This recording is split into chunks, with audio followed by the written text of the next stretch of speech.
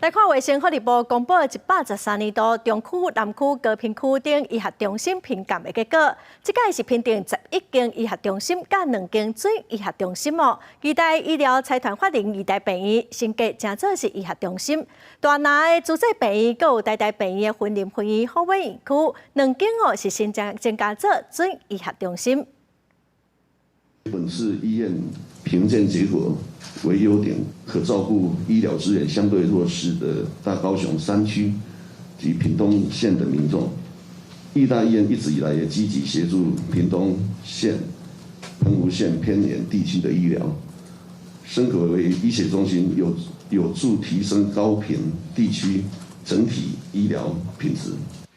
卫生福利部指出，讲医大病院连续7档拢获评做准医学中心，这届的评价嘛是优等，分数嘛已经达到医学中心的标准咯。今年1月初1开始，健保的给付各段院的费用就会调整，也毋过民众的部分负担哦，要后个月才会开始调整。一般门诊的费用是对240块调整做420块，急诊哦嘛对400块来调悬做750块。